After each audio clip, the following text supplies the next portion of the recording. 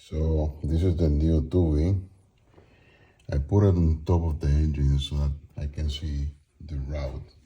You can see down there, that's where it connects. So I'm putting it right there. And the other one connects somewhere. I can't see it right now. Oh, here. You can see it there on the bottom. Yep. And then I put this here. So you can see that I need to look for it somewhere here on the bottom of this thing, right? So if I go there, I cannot see anything. So with my borescope, I think that's it. Oh, yeah. That's it.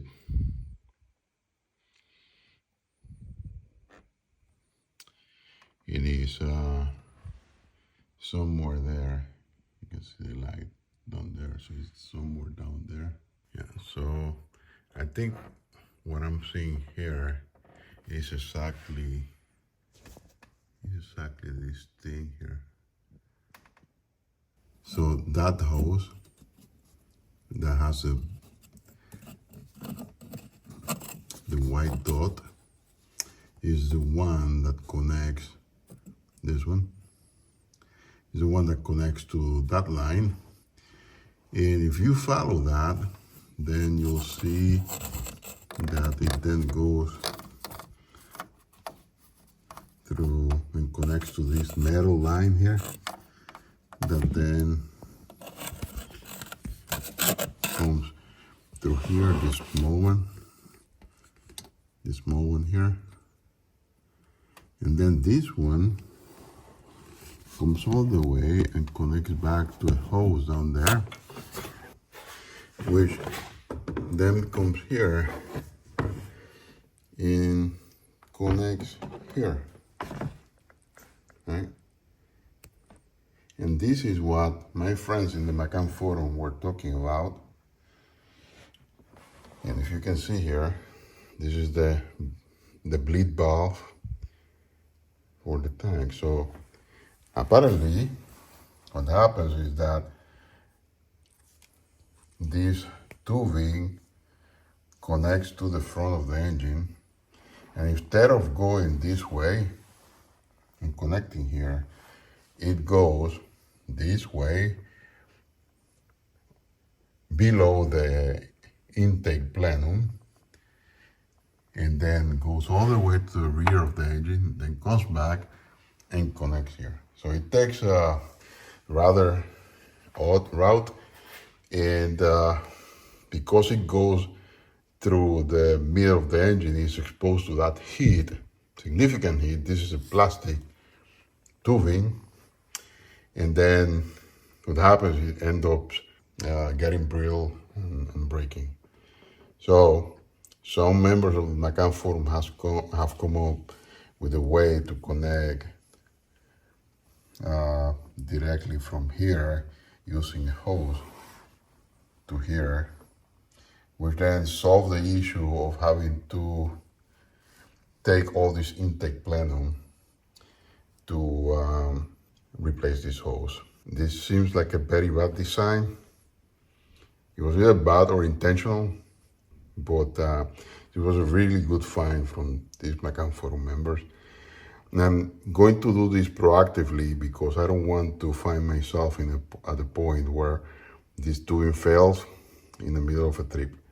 So when this fails, basically throws a fault, and you will not be able to drive your car. It will leave you stranded wherever you are, right? So it's going to be a fun project, and should be able to do this rather quickly with the right parts.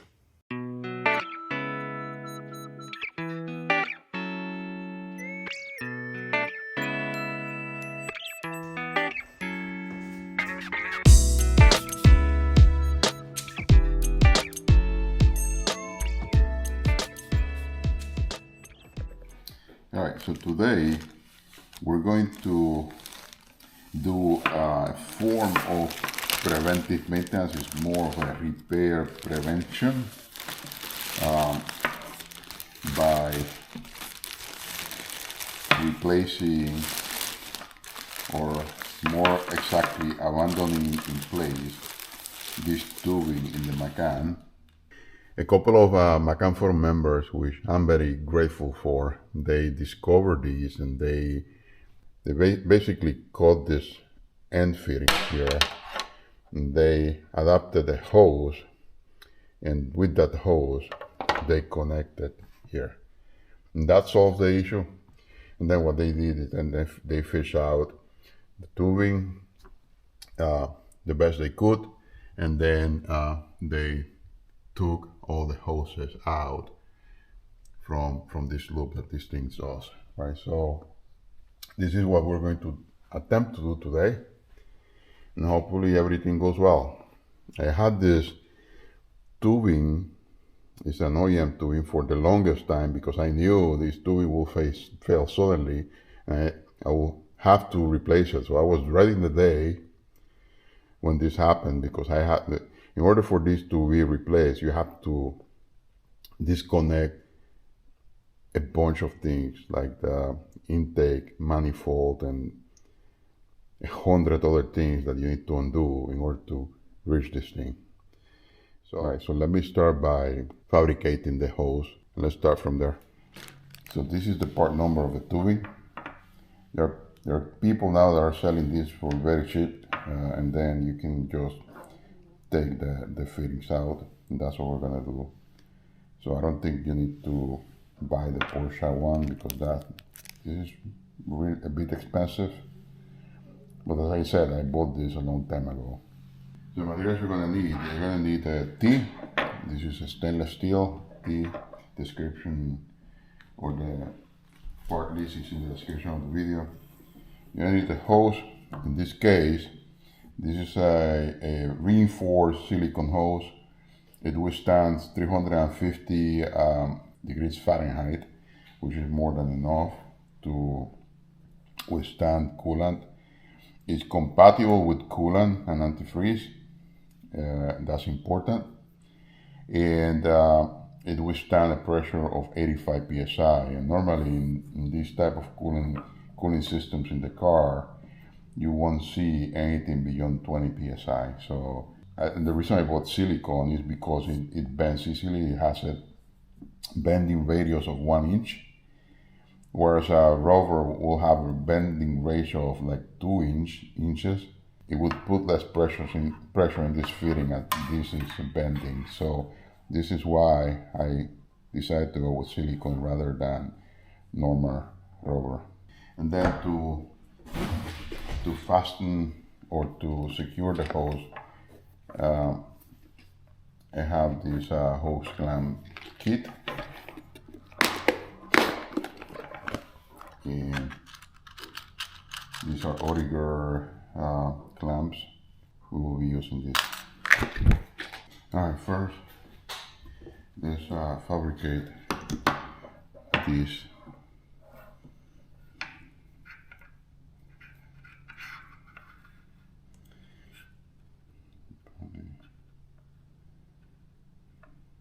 Here.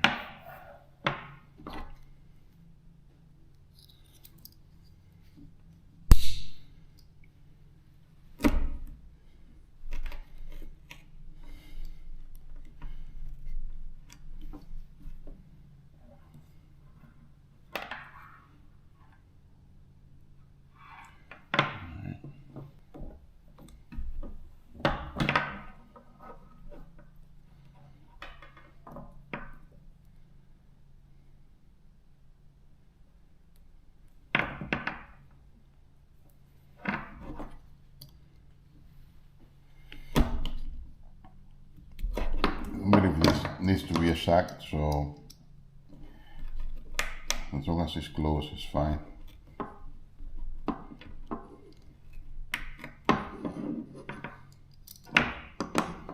So this one,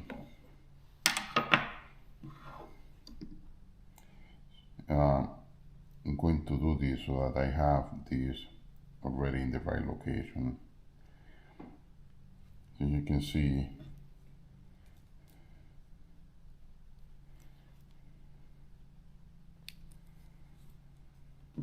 this is how we're going to address this.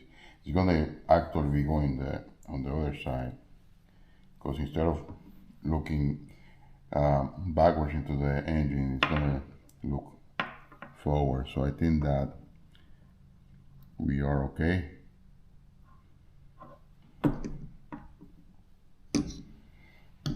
And then this one I'm going to cut later, because I need to measure the distance once this is installed. Yeah, or at least I'm going to take that measurement in the engine itself.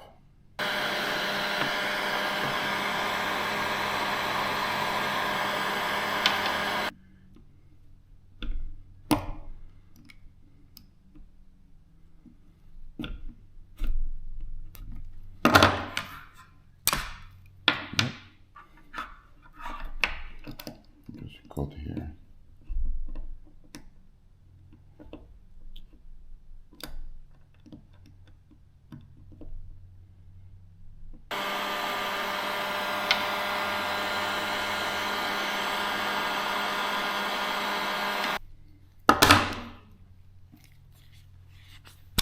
Okay.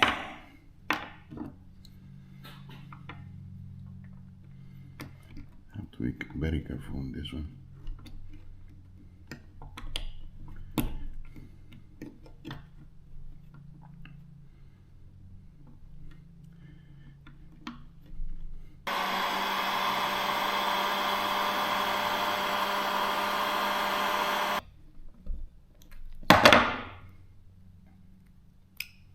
Okay, this one.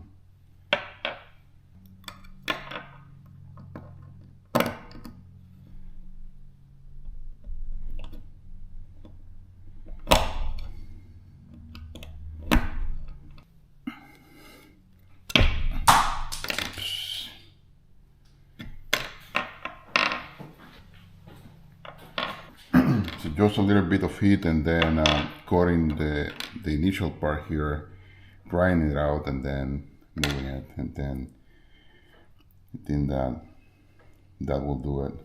Put the right, I think it's this one, this is the right one for here.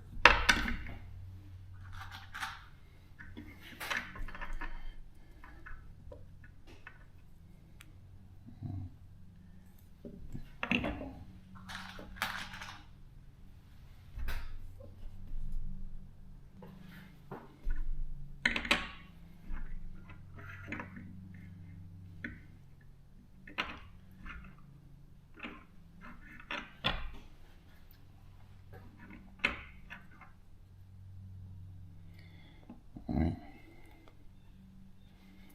Perfect.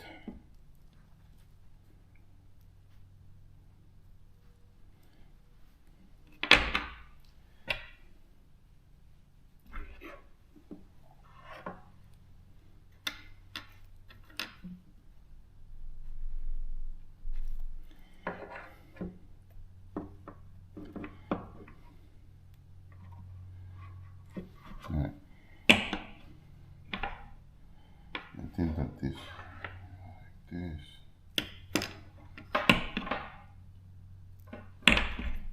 Like this.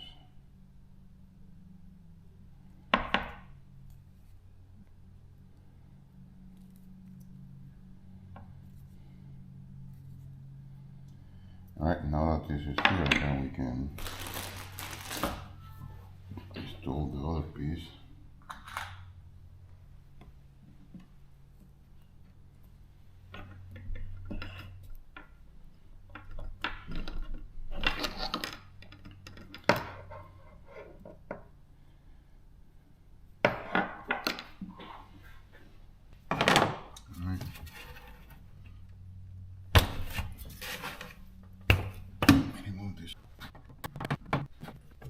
You remove 4 clips and the handle, and then you pull, starting by the corner here, pull up, and pull up carefully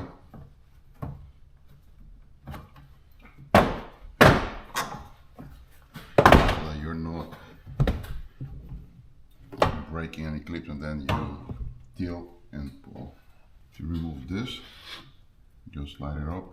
And we're gonna remove these throttle hose. You need to remove the throttle because the tubing is really down there below the throttle.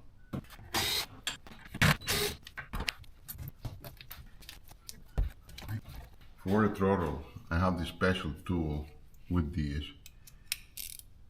and this is the only way I can remove it because there's no easy way to get a screwdriver or anything else here. So this is the best way.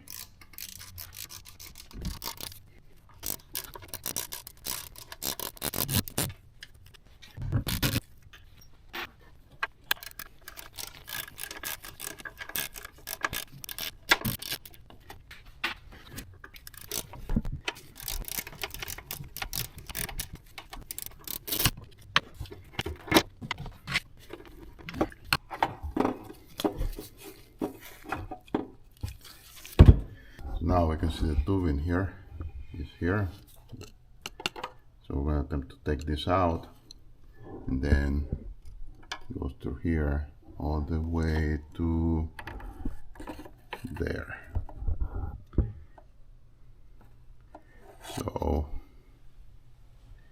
there's a few things on the way, but we're going to try to make it. Alright, so the engine is cool.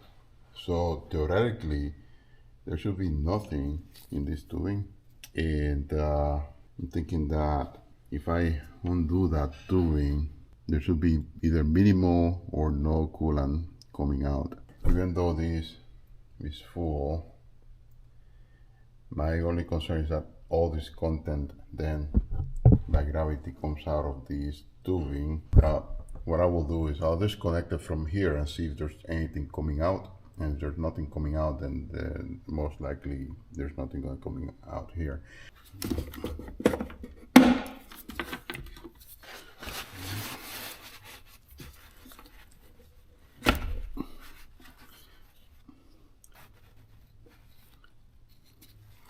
So I think that there's going to be coolant in there. Hopefully that will be enough.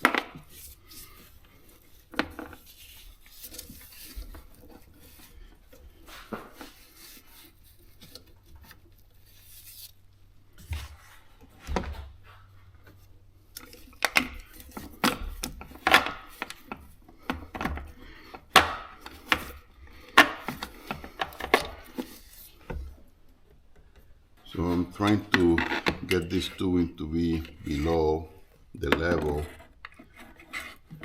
of what I'm going to take out, so that the mess goes to the side of the engine rather than on top of the engine.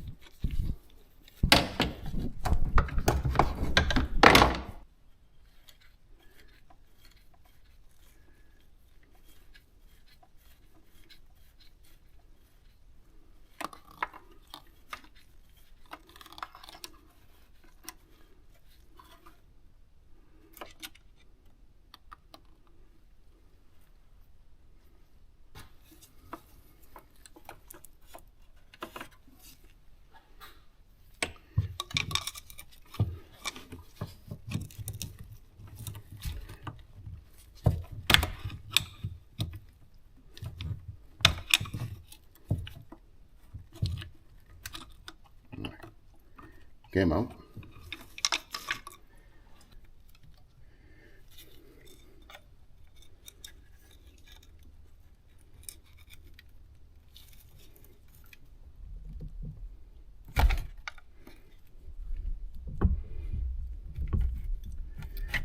All right, came out.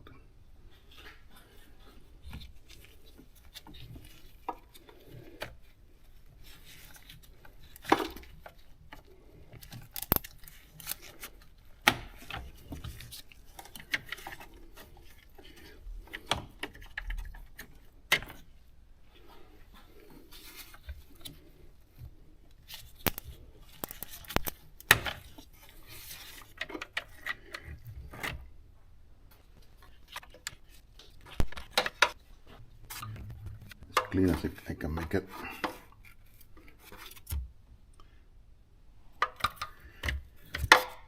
Alright, so now the tubing is removed and being clean. You go to the other side, same thing. And the tubing is actually here. I cut it. And I'm going to cut that T now. And it is interesting that the tubing hasn't broken, so my tubing was actually in good shape, but I wasn't willing to wait until a catastrophic failure. At least that's what I think. So I didn't realize I was not recording, so what I did here is I positioned this the best way I could, right? And then I secure the fittings, and now I'm in the process of securing these fittings to the T.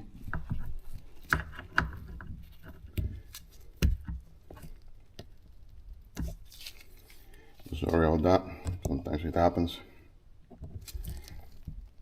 but there's no science behind this, right? So this is really alignment and then securing. So I'm going to also secure this one.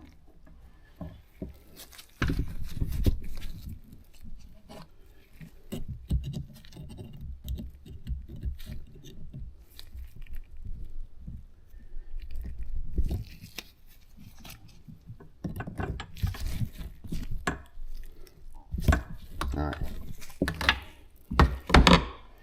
And now I should be able to install.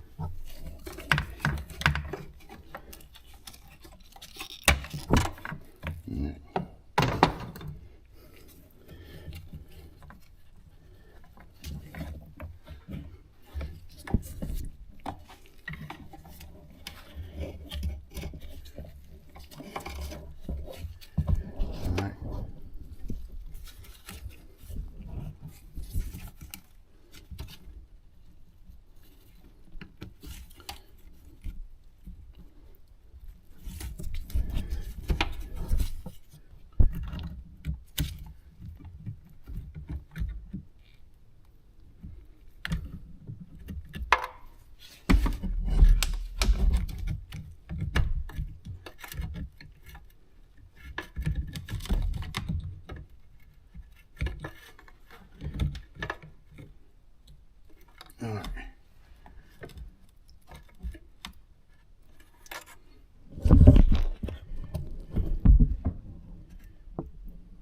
Install. You can see it there. Yep. Install a. There you go. Install the screws.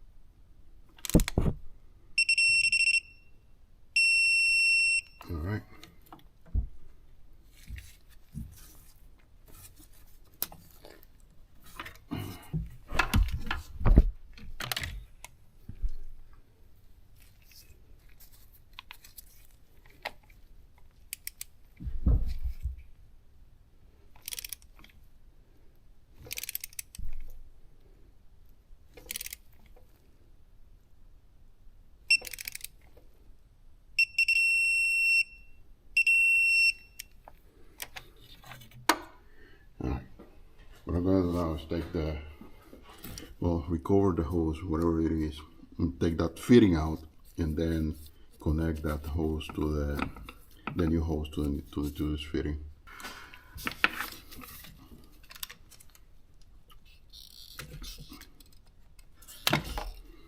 And then I'm going to remove this, and same way I did with these other fittings, and then I'm going to transfer that to the silicone hose, the new silicone hose. Hit these just a little bit. Alright.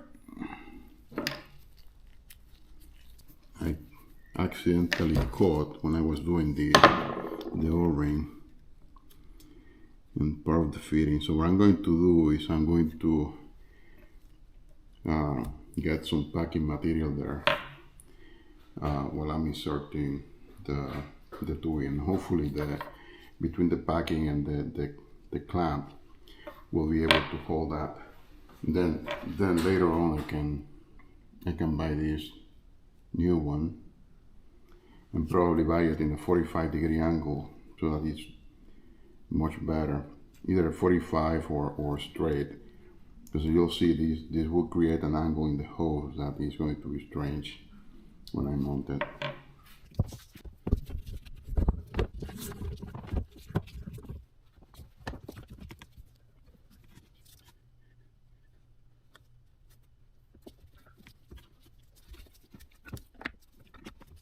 Alright, I'm going to cut it here.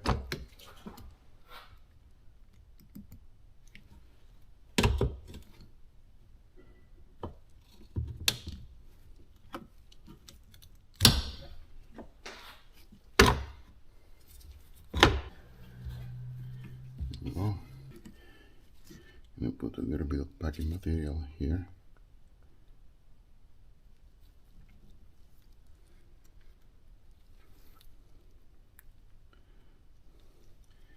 Just to ensure that it's sealing appropriately.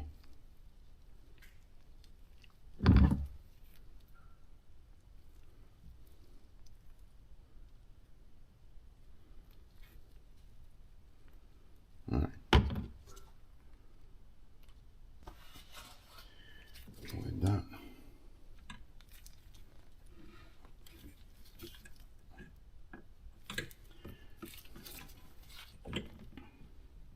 Alright, so this is okay.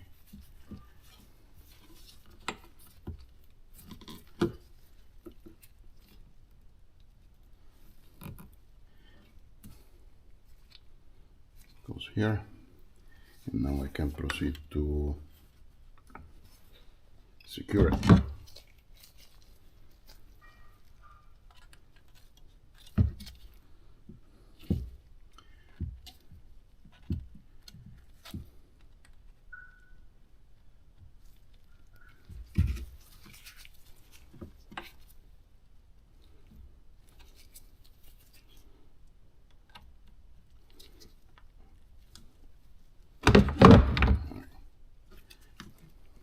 So this probably I won't need to replace it, but I'll do it just in case. I'm going to do this through the rear here. Install this here.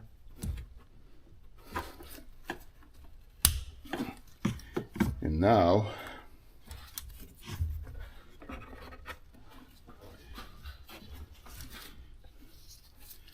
I'm going to slide this back. And this is it. Nothing else. Not much science to it. I'm going to put a few tie wraps around just to make sure that this thing is not moving around. But since this is silicone, it really doesn't matter that much. And then what I'm going to try to do today is remove the hose I just cut from the tubing back there. And I'm not sure, I think I'm going to abandon the tubing in place because I don't think it's going to do any harm. I think that's it. I think that this is going to last a long, long time. An important tip here is if you want or to ensure that the throttle valve is going to fit, these have to go underneath this tubing and the PCV valve hose underneath all that. Then I secure this here with a tie wrap, which is going to prevent this from flying too much. When below the map sensor, I think this is a map sensor, and went through here, and then I have this special tie wraps I bought with the clip integrated, which I was going to return, but then I decided to keep, which now has become very handy for this because now I can clip this here, and it goes to the fitting into the vent valve, and the vent valve, as you see, is rotated 180 degrees, same as the T here. All right, so that's an important tip. The hose goes below all these other hoses in tubings. All right, so seems that I'm ready to install the throttle valve back in the throttle hose, and then turn it on and see if there's something wrong. I hope not. All right.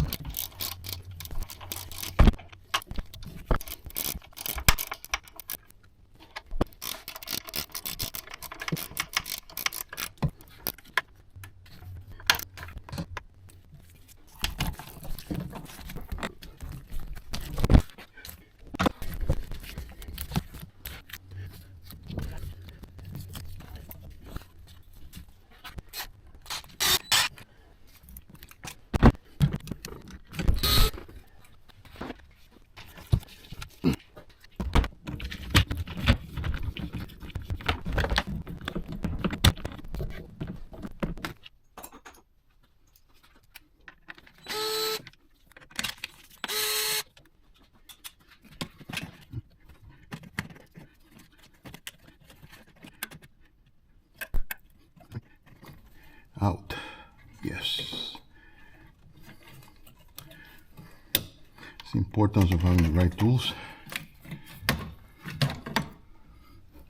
Here.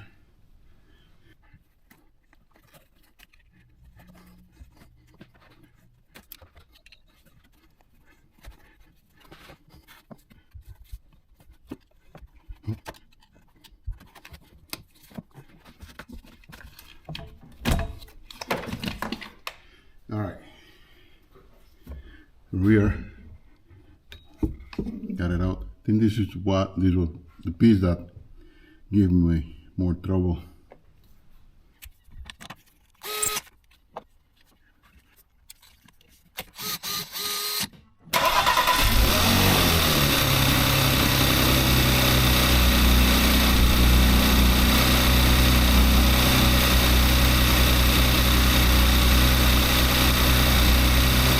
So basically it's at temperature and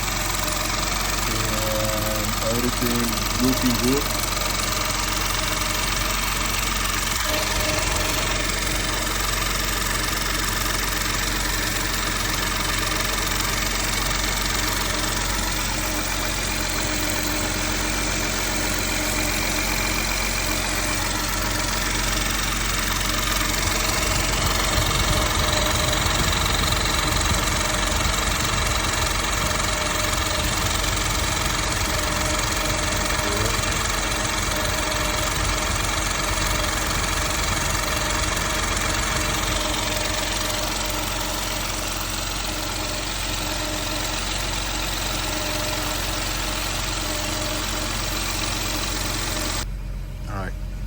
maintaining 200 degrees, which is the normal temperature. And nothing coming out of there. We are good.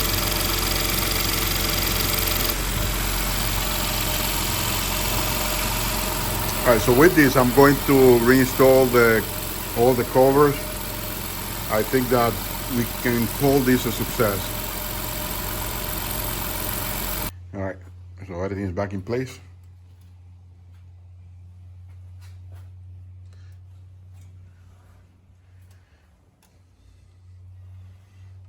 So